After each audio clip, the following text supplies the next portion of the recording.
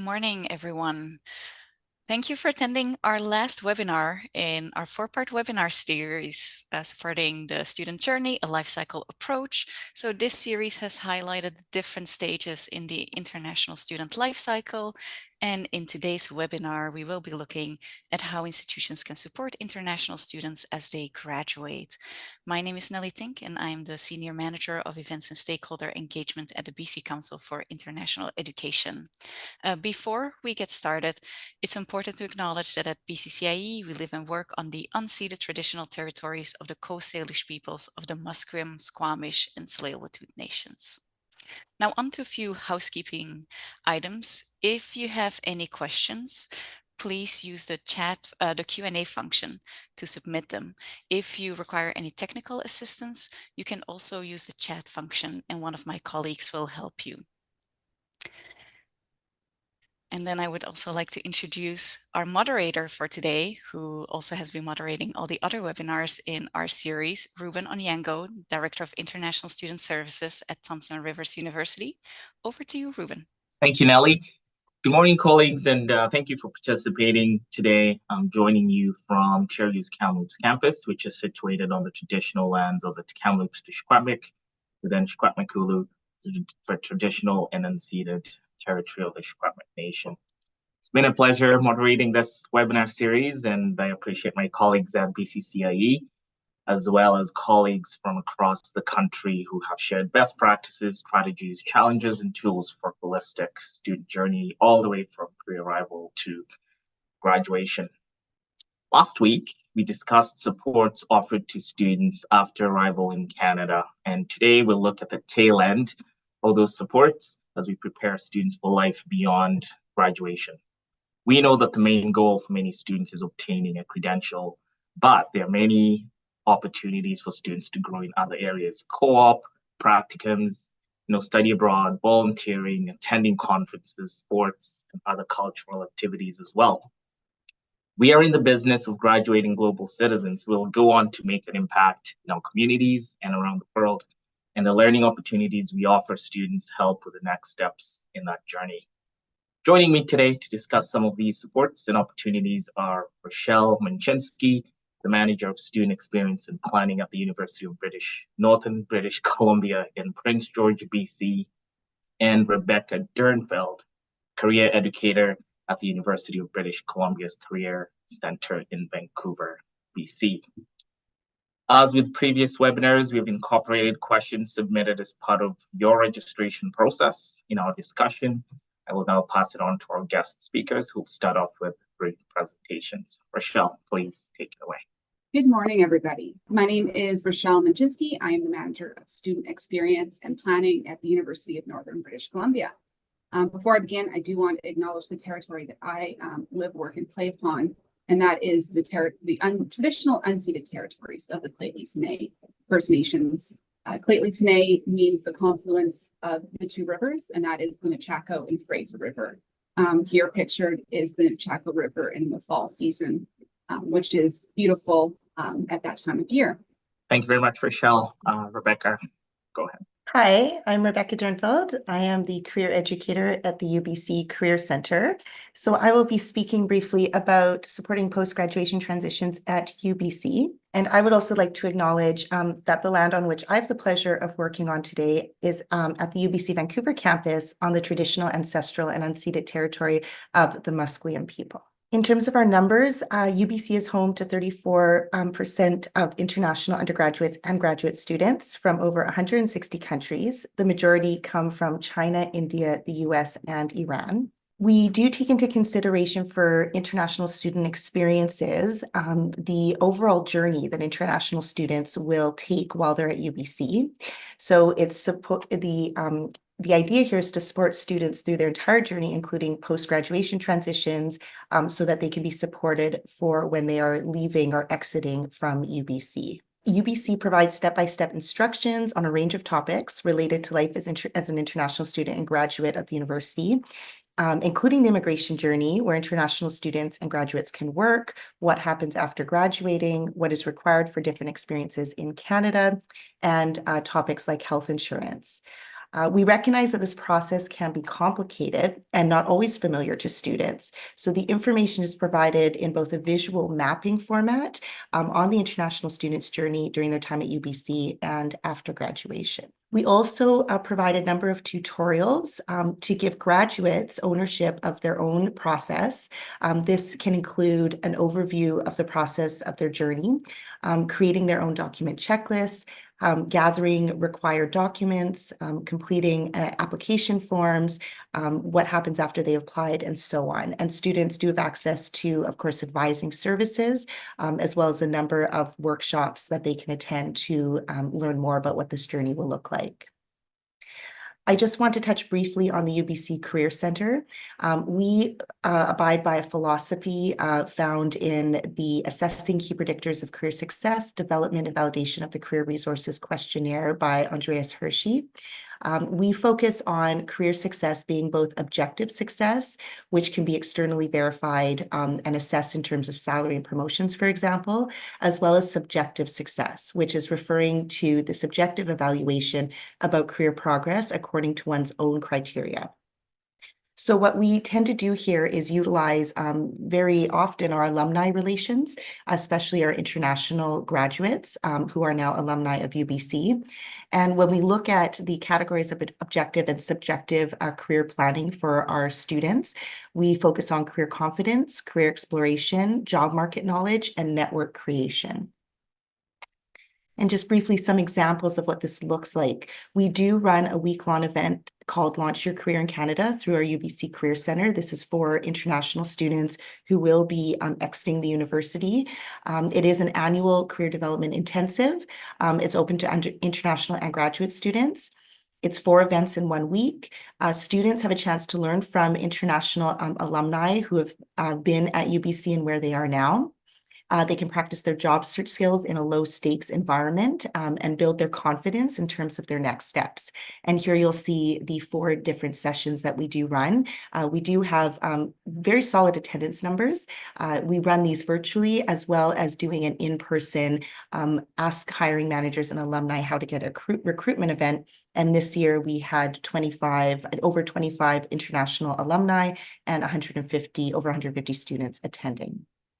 So I'll pause there and we will move on to the next portion. Thank you. Thank you so much, Rochelle and Rebecca, for giving us a brief overview of the supports and services that are offered at your institutions.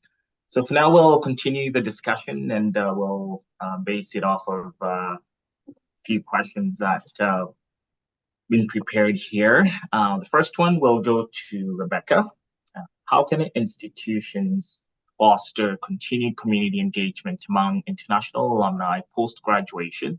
And what role can alumni networks play in providing support, mentorship, and networking opportunities? Yes, thank you, Ruben. So what we hear most often from our alumni when we survey them is that they are looking for 2 ways to engage. One is to talk about their careers. That's a big area that they like to engage with each other and in terms of giving back to the current student community. And another is that they want to build their own postgraduate professional development. And often that might be through a certification program at UBC or perhaps elsewhere, but they are always focusing on continuing education while working in Canada. So both of these, in my opinion, entail opportunities to bring international alumni together.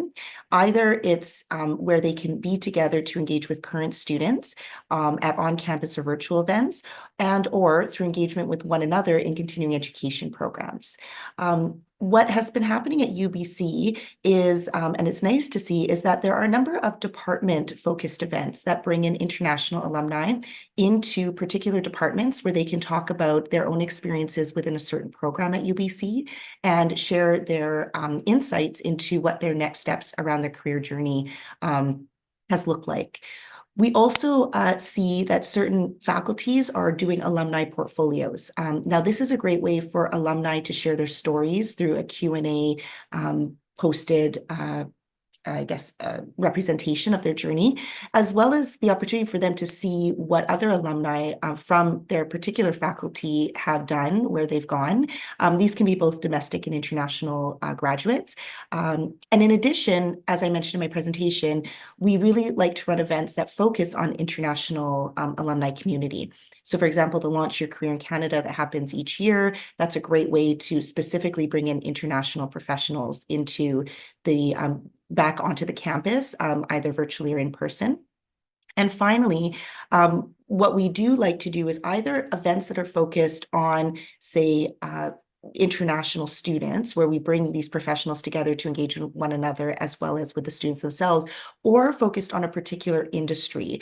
For example, we have an upcoming event called it's focused on AI. It's called Purpose-Driven Careers in AI, and it will bring in alumni volunteers that are both international and domestic from UBC. So that is a particular industry where these graduates have gone and have worked in, and they can engage with one another as well as providing a network to UBC students. Thank you so much. Yeah, I think it's very important that we are providing students with an overview, a taste of what life after university looks like. And I think those networking opportunities with alumni, both international and domestic, play a big role in that. Rochelle, do you have anything to add to what Rebecca said? Yeah, just a few thoughts on alumni engagement. So at UMBC, we've been asking the question around why would a graduate be interested in remaining connected to their institution, and then also how do they remain connected to that institution. So oftentimes alumni are traditionally connected back through alumni relations offices, but with overseeing the Career Center, I am very interested in connecting alumni back into our area of services. But we've also identified that faculty relationships and their peer relationships are also other avenues which an alumni may be interacting back into their institution. To refer back then to alumni services, they often will focus a lot on fundraising and philanthropy. While that's not a negative, but I do think that alumni such as myself, and most of us here are an alumni of sorts, have other interests in giving back to their institution that are not always monetary and more practical. So while overseeing the Career Center at UBC, I have found tremendous value in providing ways for career-oriented conversations where the graduate, like Rebecca mentioned, is able to tell current students about where they got and telling that story about how they were able to get where they are at. The minute you provide an avenue for that conversation to occur, you have a much stronger engagement, and they're much more willing to come and say, hey, this is how I did it. Or say, hey, I'm still in the middle of navigating that. If the draw is simply a peer-based networking event, which oftentimes alumni services can kind of focus on, like, oh, we'll provide you a peer networking event. I think that has a hit and miss. It can be hit and miss, whether an alumni feels like that's worth their time. But if they're able to then to come and network with past faculty that they took classes with, so re-establishing those relationships, and having the ability to talk to current students. So providing a way for all of those stakeholders to be at the table, I think provides a really strong framework for how to allow alumni back and give them a way to give back. We've successfully facilitated here over the past year several industry nights where we do bring industry representatives, alumni, current students, and faculty all into the same space where they're able to dialogue with each other, talk about what post-graduation looks like, but then also being able to speak to the current students' reality as well. That's awesome. Thank you. I remember when I first graduated from TRU, where I'm an alumni as well. I always remember that every time I got a call, I was like, oh, no, it's just about the money.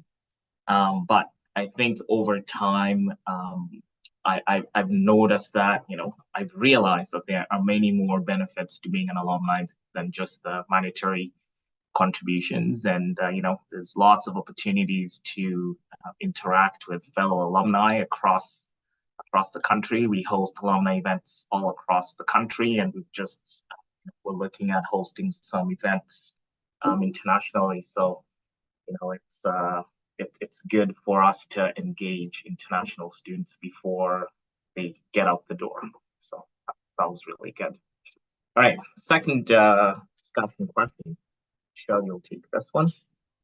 What support services and resources can universities and colleges offer to assist international students in navigating post-graduation transitions, including securing employment, obtaining permanent residence, or pursuing further education?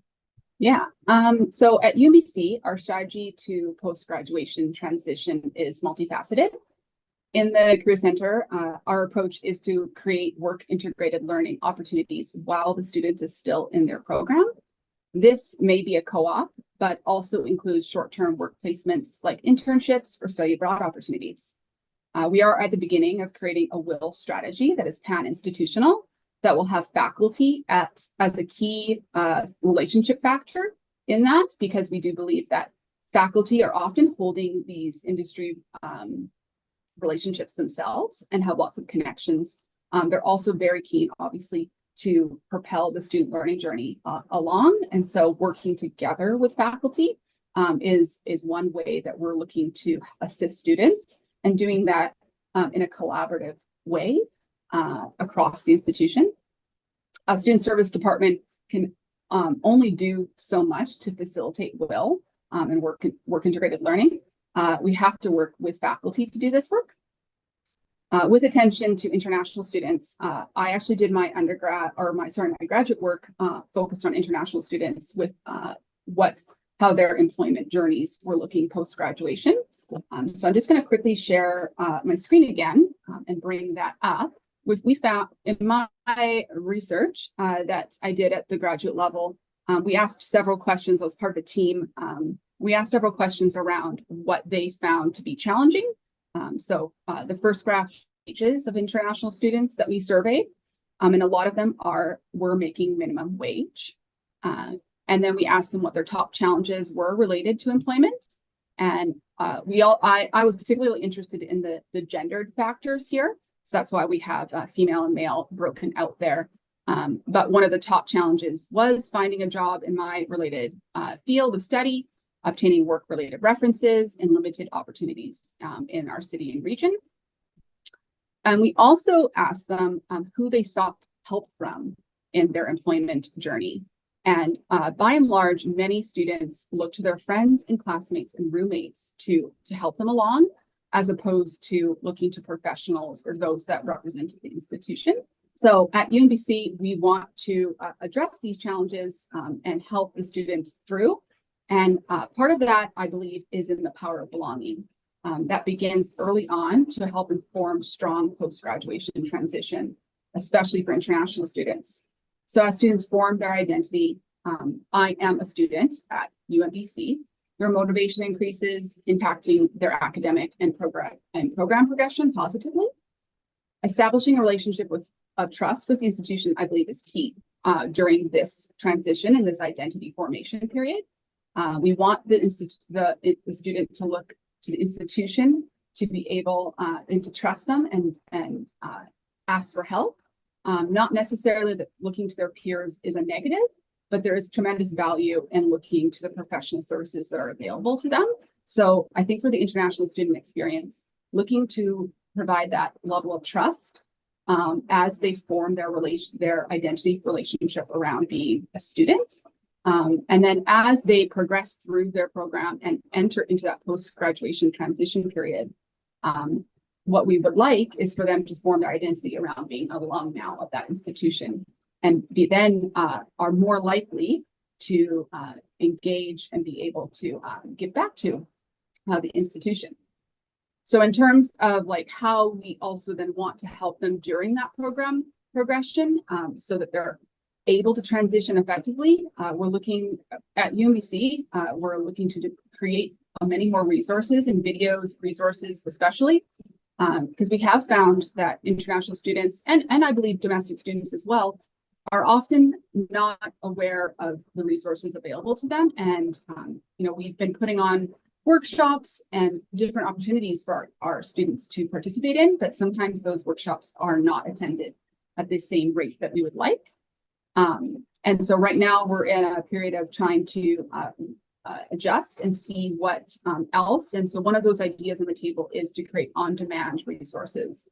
We talked to one of our international student ambassadors this past semester, and he said, you know, him and his peers are often looking for help in that post-graduation transition and looking for help at 11 p.m. at night. You know, it's the type A student that is looking to go to a workshop during the daytime. Oftentimes it's the end of the workday. It's 11. They're saying, hey, oh, I found this job. I want to apply for it, and I need help with my resume, and they don't know where to look. So we want to be top of mind with some resources and creating those resources on demand that can be accessed 24/7. I have a follow-up question for you, and this is related to a comment you made about collaborating with faculty. How easy or how difficult was that? Can you please share some of your experiences? Yeah, definitely. It is, I think, a challenge across the board to engage with faculty, because often faculty are very focused on what they can control, which is their classroom, right? And so they've got that micro lens into there, and then they're often holding those relationships with industry, et cetera, on a one-on-one basis. And so over the past year, I've been kind of at the helm here at UNBC for the Career Center for a year and a half. And we've been really working at establishing relationship with faculty ourselves. So inviting ourselves to faculty councils and program meetings, telling them about what the Career Center has to offer, and then honestly being quite loud about it, and saying like, hey, this is what we can do, and look how successful this event is. So kind of tooting our horn as much as we can, really honestly obnoxiously, so that they can't ignore us and see our value. So kind of branding ourselves as like central to that will conversation. And we are creating champions across the institution. We're having more and more faculty approach us and say, hey, you know, I want to do this and this with my students. What do you think? And not that we want to control that. We don't want to insert ourselves and like lead that. We want to collaborate with them. We want to say, this is your idea. We're going to support it in these ways. And so that their thing is supercharged with our help. Great. Thank you so much. Yes, I think the key is it's not a competition. I think we're all working towards the same goal. So the more collaboration we can do, I think it's a win-win for all parties. Mm-hmm. Rebecca, do you have anything to add to what Rochelle? Just a couple of additional thoughts, fully in agreement with what Rochelle was saying. I have had prior experience in my former capacity as a career educator out in Ontario at Toronto Metropolitan University, where we did do alignment with faculty. So we had career educators who were each aligned with a particular faculty. And while there were challenges in terms of identifying champions, as we also called them, there was also a lot of success. You can truly find people who are really doing, for example, career education on the side of their desk while they are also teaching students and just have a real love and commitment to that, or work integrated learning as another example, which is becoming much more popular. So I do think finding those pockets or spaces where you can have those conversations. Another thing that I've noticed is very useful from my own experience here at UBC. We have our Work Learn program, which is housed within our Career Center for on-campus work experience. And one of the roles that we take on in our team is to do virtual site visits with the individuals who are hiring and supervising students through the Work Learn program. And that's a great opportunity to really assess how interested the supervisor is. They could be a PhD student, they could be a professional staff or a faculty member. And that's another way of identifying who those faculty are that really you can tell are very committed to the professional development and personal development of students at the university. Thank you so much for your thoughts. That's a good segue to our next question. What role can career counseling and mentorship programs play in supporting students as they navigate their career paths to help make informed decisions about their post-graduation plans? Rebecca. Yes, well, I mean, I have found students love advising. Now, one of the challenges of advising is there are only so many hours in a day, and there are only so many of us, and there are so many students that are seeking advising services. One thing that we've done to complement our booking of advising, especially for international students who have a very particular questions, perhaps about their next steps, and have had various experiences while at UBC and while living in Canada. We provide drop-in advising. I think this is probably fairly common on university campuses where you have a lot of eagerness on behalf of the students to book, but the drop-in advising is a great way for students who are on campus to show up, have a 15-minute appointment with an advisor. It also introduces a lot of them to our center. A lot of our drop-in appointments are new students who are coming in and learning about us for the first time. I think another big key component is connecting to networks.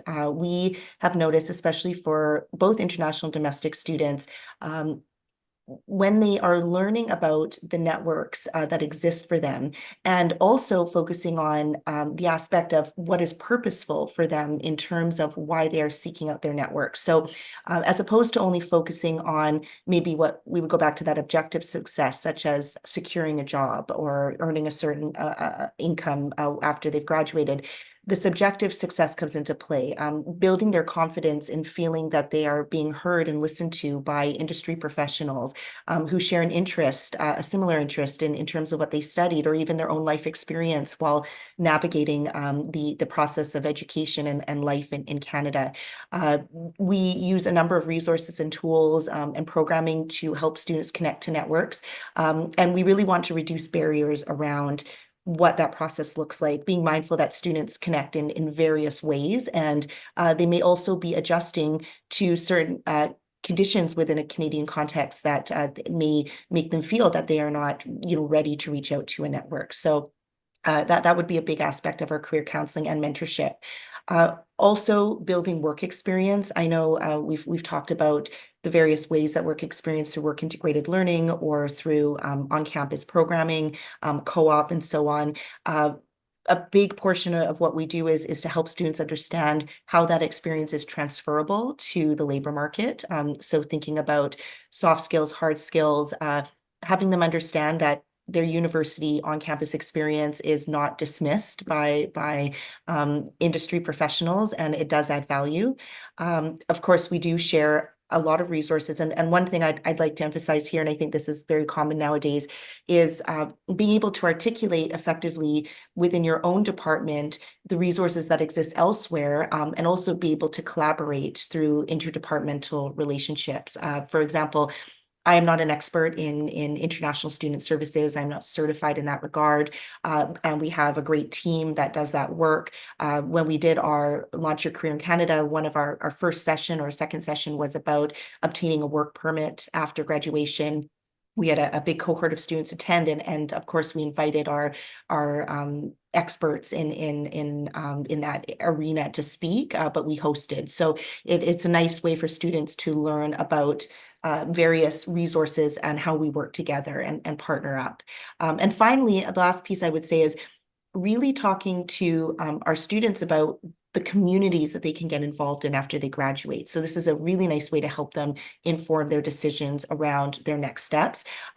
Often what I notice in my own personal experience is, for example, professional associations tend to be not always utilized in I think the ways that they could be. So students who don't, for example, have a network here in Canada, maybe they don't feel comfortable yet reaching out to alumni, they can, join an association of like-minded professionals, often who also have international graduates in those environments. And it's also a nice way to, I think, reduce barriers to networking because there is a shared interest. There's a reason why these people are coming together and learning and educating and sharing their insights. Thank you very much. That was that was really good.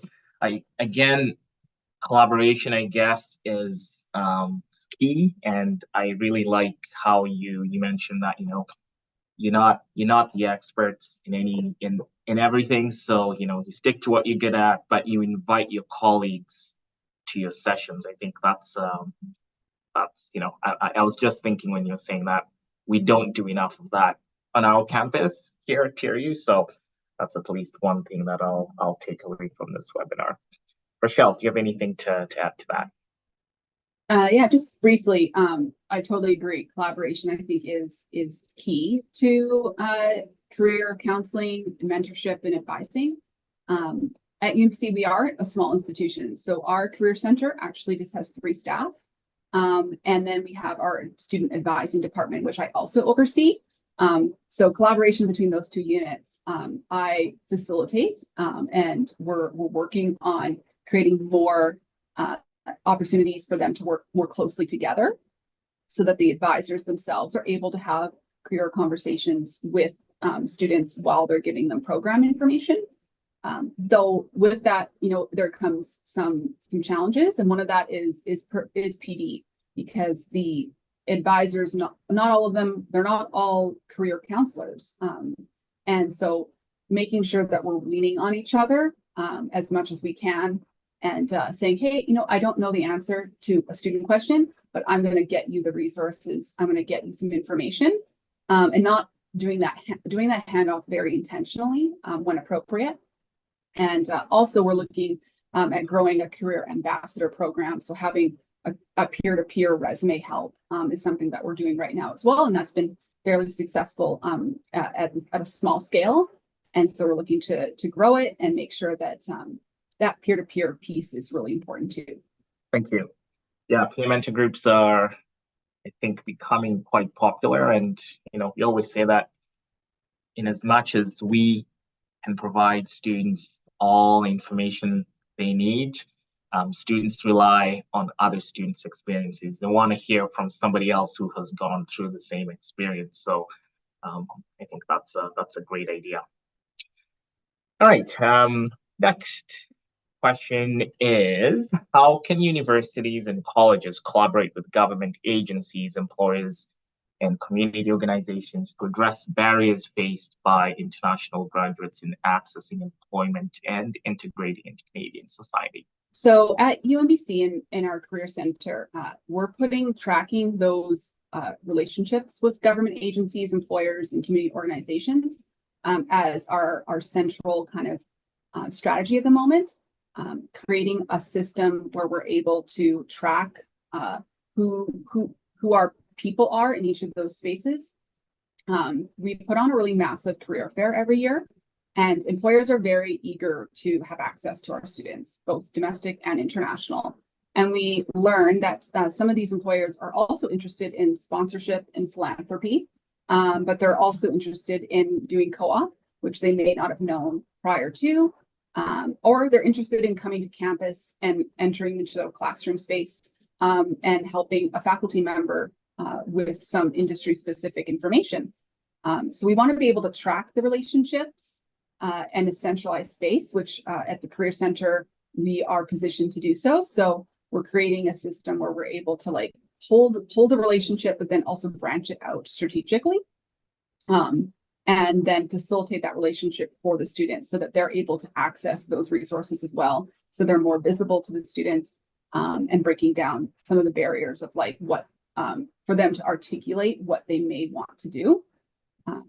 Like I said, employers are very eager, so it's up to have access to the students. So we want to be that mediator between those employers, the government agencies, community organizations, and then also providing PD for the employers so that they understand some of the challenges that are specific to international students on how they can hire an international student, and sometimes the different things that international students have to contend with, which, work permits, study permits, certain rules around those things, that it can happen where an employer sees an international application into a resume, and then don't hire them because they don't understand the rules around how to hire an international student. So making sure that information is really accessible to our employers and that we're helping translate it for the employer to then hopefully positively impact the student. We are also part of the professional association ACEWIL, which is the BC provincial body for career services, and they have a toolkit on their website. And so I will put that in the chat at some point here, maybe after I finish talking. And the toolkit just gives like exactly that, like tools and information for employers and how to hire international students and how to have an equity lens to hiring international students, and breaking down some of those perceived misconceptions, that students are allowed to work here in Canada. That is a supported activity. So trying to make sure that that they have that information. Rebecca, do you have anything to add to that? I'll just add one additional note. I'll just share my screen very, very quickly here. We have a page under our student services called International Students, Immigration and Health Insurance, Frequently Asked Questions. And one thing I really like about this is it has a section on latest updates.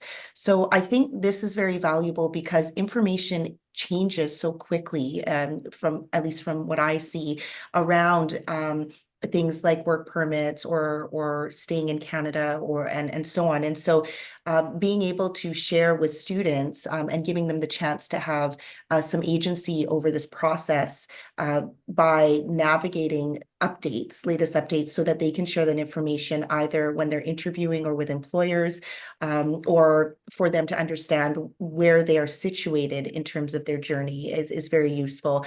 This is just in addition to all the other services that are available.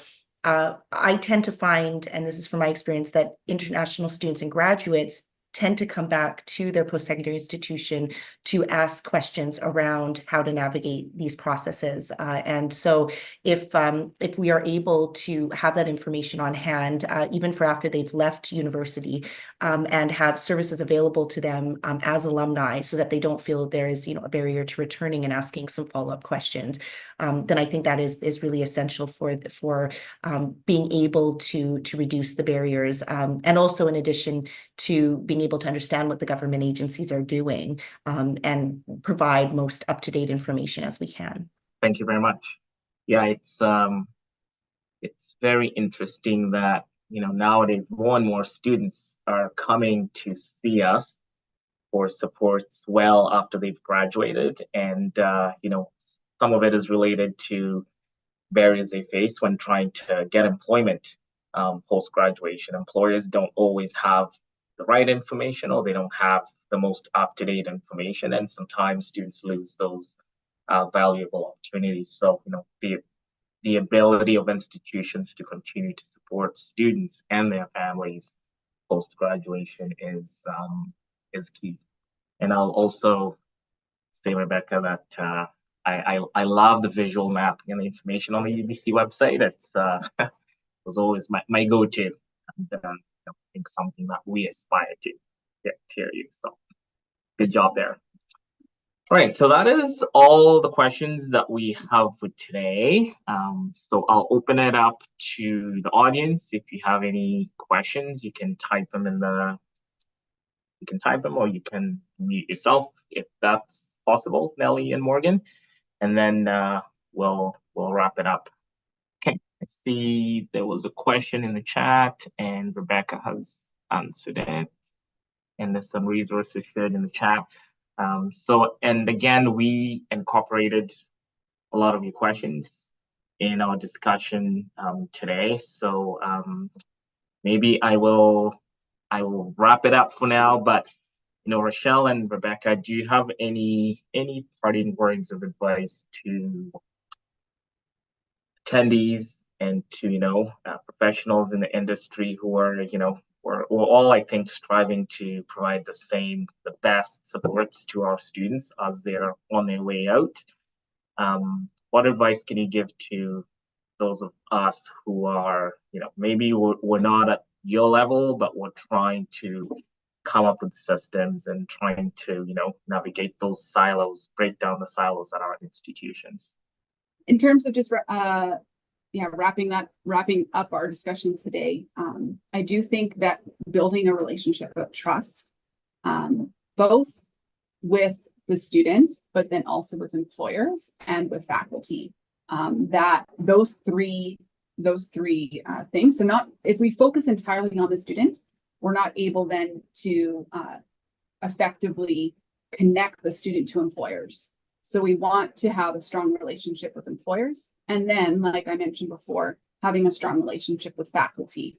I think that three-pronged approach, that multifaceted approach is we're pursuing at the moment as part of a work integrated learning strategy, and building those skills in the student learning journey while they're still current students. Then that helps the student transition more effectively into an alumni, and then hopefully able to come back to the institution as an alumni to get back to the current student body. So that is our strategy right now. We are only really starting this, so I welcome any thoughts and collaboration from folks that are here today. You can reach out to me. I'm easy to find on LinkedIn and on our UNBC website. And welcome, thoughts on ways to do this even at a larger scale. UNBC is a small institution, so we have to be creative with our resources and capitalize on relationships instead of doing everything ourselves, trying to then reach out and connect those champion faculties to what we're doing so that we're strengthened, and we've then doubled our capacity by building into those relationships. Thank you, Rochelle. Rebecca? Yeah, I would say I fully agree in that piece around building trust. You may be, we've probably all experienced this, you may be the first or only person that an international student perhaps engages with in student services during their time at their institution. And it can be a very, lonely and isolating experience for a lot of these students. And so being able to be perhaps a mentor or someone who is friendly and welcoming, is able to, of course, treat them as an equal, make them feel that they are wanted and needed within the space of the institution and the country it can be incredibly important to their mental health and well-being. And the other piece I would say on that is also be mindful of your own mental health and well-being. I have found as a career educator, providing support to international students for a number of years now, and of course, again, not being an expert in international student services, the stories are very hard to listen to at times. There are students or graduates who find out that they have not earned enough points for a work permit, that they only have so many months left before they have to go back to their home country. They don't want to leave. Situations, they've lost jobs. They're in, financial distress. There's all sorts of things that of course, we know they are going through. And sometimes we don't have the answer or the solution, or it can be out of our hands in certain regards. So being able to be a listening ear for them and to support them through that process, but also to realize that that can take a toll on your own, sensitivities around how hard it is for these individuals as they are navigating this process. So just be mindful of taking care of yourself as well. Thank you so much for reminding us of that. Yes, we gotta be at our best in order to provide the best service to students. And yeah, I think I'll just leave it at that. There's a question in the chat. Sorry, ready? Thank you all for sharing. It should be interesting to hear what you both find to be the most effective way of communicating with students to engage and solicit participation in all these good initiatives. Rochelle, maybe get us started. Yeah, student communications actually is my side gig at the moment. I am very interested in expanding how we do that at UNBC. I think that one avenue is not going to work. You have to use multiple avenues to speak to the student. So, social media is one way, and I do think that is a strong way. But it's also not always an equitable way, because if you've put out your initiative, your thing that you're putting on for the student on socials, we have a student life social account, which is where we try to steer our current students to.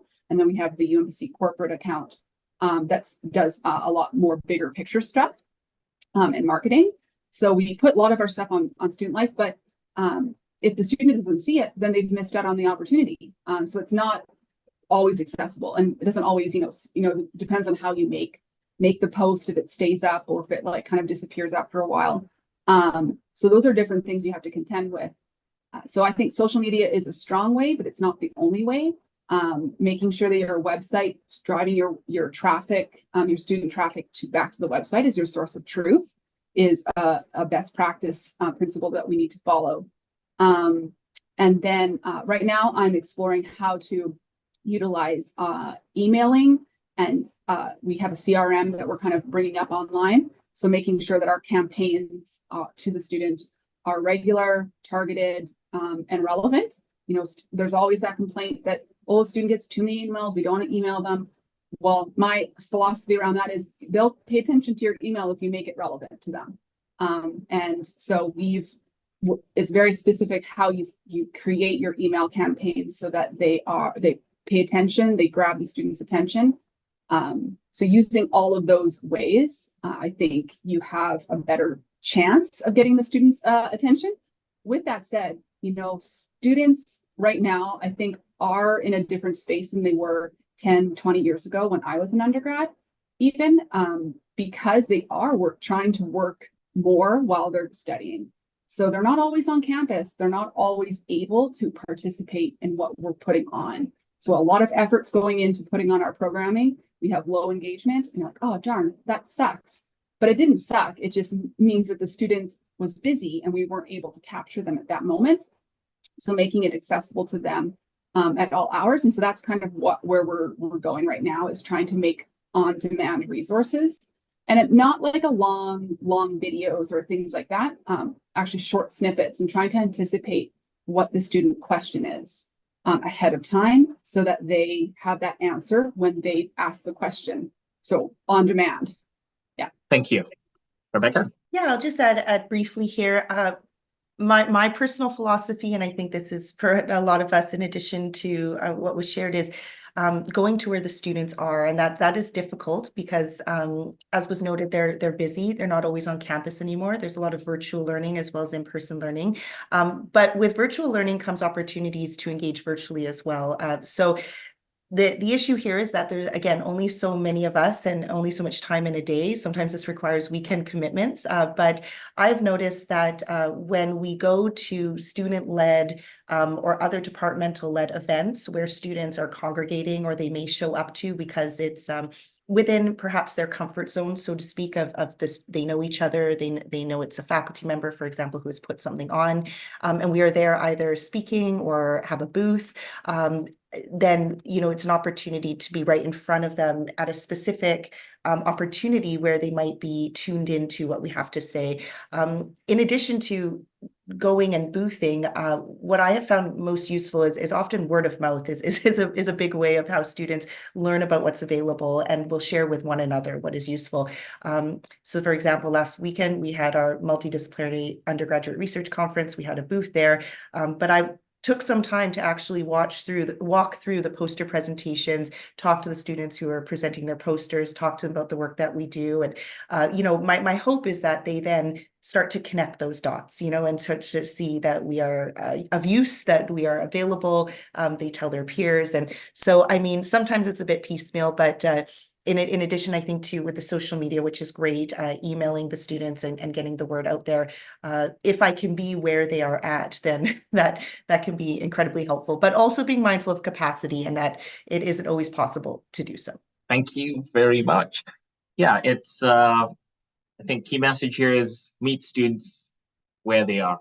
Social media is great, but just because generation of students were seeing more and more spend a lot of time on their phones doesn't mean that they're only on social media or email. So having that face-to-face component and just trying new things, I think is key. So I think we'll wrap it up there. I don't see any more questions in the chat.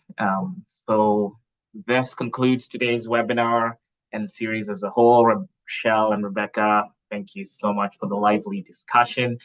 I hope the webinars, have served as a spark to either try something new or enhance some of your current practices. So I think message to you all is keep up the good work. Thanks again for joining us. today and over the past 4 weeks. Take care and enjoy the rest of your day. I'll pass it back to Nelly. Thank you. Thank you. Thank you, Rebecca and Rochelle, again for sharing your valuable insights. Thank you, Ruben, for moderating today's webinar, but also all the other webinars in our webinar series. And thank you all for attending today's session. We'd also love to hear your feedback on today's session, so please fill out our survey when you log out. And then also a reminder that today's webinar was recorded and will be available for viewing afterwards on the BCCIE website. And you can also find further BCCIE events on our website. Have a wonderful day, everyone, and goodbye.